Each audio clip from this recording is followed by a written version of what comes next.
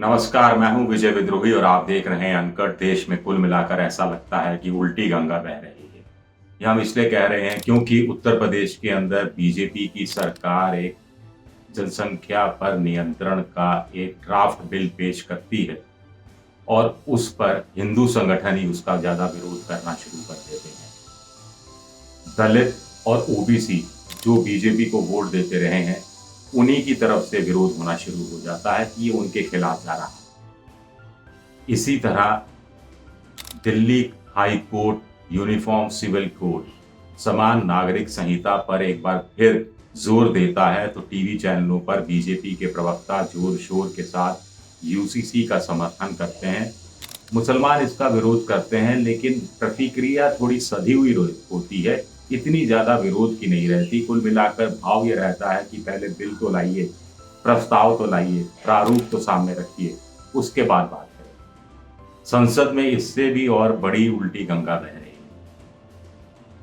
है। दो bill private member bill के रूप में आ रहे हैं। जनसंख्या नियंत्रण पर प्राइवेट मेंबर बिल राज्यसभा में 24 जुलाई को और UCC bill private member bill Rajya Sabha में 24 जुलाई को। दोनों पे कौन पेश कर रहा है? दोनों बीजेपी के सांसद पेश कर रहे हैं। भाई सवाल उठता है कि जब उत्तर प्रदेश के अंदर बीजेपी की सरकार जनसंख्या नियंत्रण कानून ला रही है, तो केंद्र के अंदर फिर बीजेपी क्यों इस बिल को पेश क्यों नहीं करती संसद के अंदर, वो भी लोकसभा में जहां उनका बहुमत है। राज्यसभा में ही क्यों एक प्राइवेट मेंबर बिल, इसमें रवि किशन को क्यों आगे किया जा रहा है बीजेपी के सांसद को। इसी तरह यूनिफॉर्म सिविल कोड जो बीजेपी के संकल्प पत्र में शामिल है, बीजेपी के घोषणा पत्र का हिस्सा रहा है, एजेंडा का हिस्सा रहा है, संघ के एजेंडा का हिस्सा रहा है, वो डॉक्टर किरोड़ी लाल मीणा राजस्थान से बीजेपी के राज्यसभा सांसद हैं, वो पेश करेंगे 24 जुलाई को। पिछले साल फरवरी में भी doctor Kirori Lal Meena private member bill लेकर आए थे इसी विषय पर, लेकिन वो बिल उन्होंने वापस ले लिया था। अब आप सब जानते हैं कि राज्यसभा में बीजेपी को बहुमत हासिल नहीं है। हालांकि बड़े बड़े बिल, कंट्रोवर्शियल बिल 370 हटाने की बात हो या फिर 3 तलाक कानून बनाने की बात हो, ये वो पास करते रहे हैं बेहतर फ्लोर मैनेजमेंट के आधार पर। लेकिन यहाँ चूंकि प्राइवेट मेंबर बिल होगा, तो क्या बीजेपी का फ्लोर मैनेजमेंट उस रूप में चलेगा या बीजेपी उस रूप में सामने आएगी, हम कुछ नहीं कह सकते। लोकसभा में क्यों नहीं बिल पेश किया? लोकसभा में तो 300 है, वहां प्राइवेट मेंबर बिल बीजेपी का कोई सांसद रख देता और वो पास हो जाता। तो क्या बीजेपी बिल पास नहीं कराना चाहती? क्या बीजेपी सिर्फ इन बिलों के सहारे कुछ ध्रुवीकरण की फिराक में?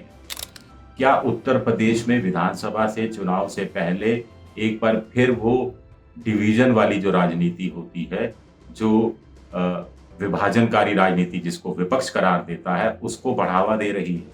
हिंदू मुस्लिमों में एक तरह की डिवाइड पैदा करने की कोशिश हो रही है जनसंख्या नियंत्रण कानून के बहाने, और फिर दूसरा यूसीसी बिल के बहाने। एक और डर बीजेपी को ये है कि हिंदू संगठन जिस ढंग से विरोध कर रहे हैं, उस ढंग से अगर बीजेपी लोकसभा या राज्यसभा में पार्टी की पटल से, पार्टी की तरफ से ये बिल पेश कर देती है और वहां पर हिंदू संगठन इसका भारी विरोध संसद के अंदर, कुछ नेता और संसद के बाहर बड़ा वर्ग विश्व हिंदू परिषद से जैसे बजरंग दल वगैरह प्रदर्शन करना शुरू कर देते हैं, तो कहानी बिगड़ जाएगी। जिस उद्देश्य से आप ला रहे थे वो उद्देश्य पूरा नहीं हो पाएगा।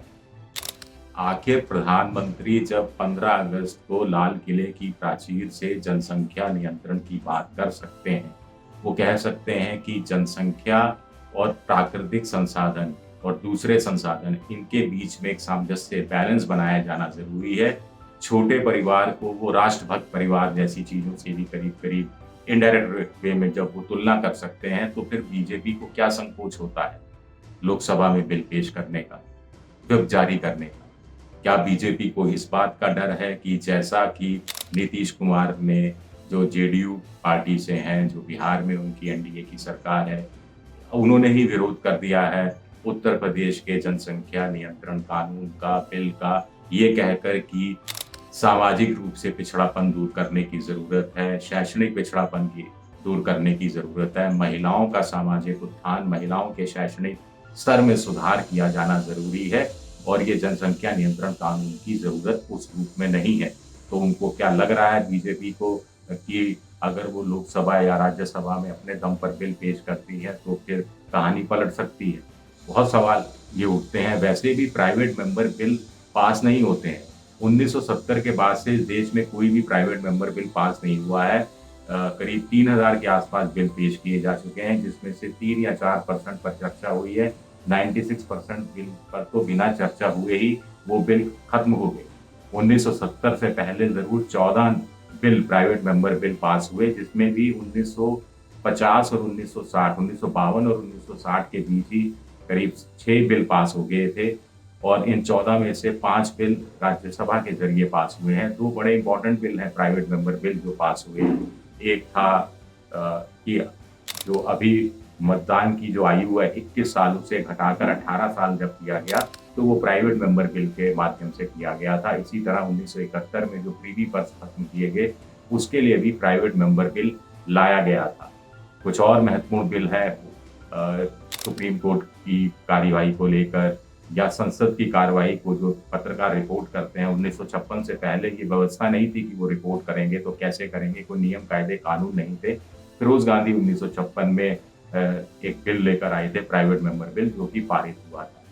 तो आम तौर पर बिल पास नहीं होते हैं। 1970 के बाद से कोई बिल पास नहीं हुआ है। इस बात को बीजेपी भी अच्छी तरह से जानती है। तो फिर ये सब क्यों किया जा रहा है, ये बड़े सवाल उठते हैं। सबसे बड़ी बात है कि ये सवाल तो उठ रहे हैं, लेकिन विपक्ष में भी उतना बड़ा दम या उतना बड़ा कलेजा नहीं रहा, उतना साहस नहीं रहा कि वो एक्सपोज कर सके बीजेपी की इस राजनीति को। क्योंकि बीजेपी को तो जो लगता है सो लगता है, लेकिन विपक्ष को लगता है कि ऐसा करेंगे तो वो बीजेपी के हाथ में खेलेंगे, बीजेपी के ट्रैप में फंस जाएंगे। बीजेपी तो चाहती है कि विपक्ष कुछ बोले और इस मामले को वो थोड़ और हवा दें, तूल दें और हिंदू मुस्लिम चुनाव को करने की कोशिश करें। तो विपक्षी दल भी इस पर खामोश हैं या सधी हुई प्रतिक्रिया दे रहे हैं।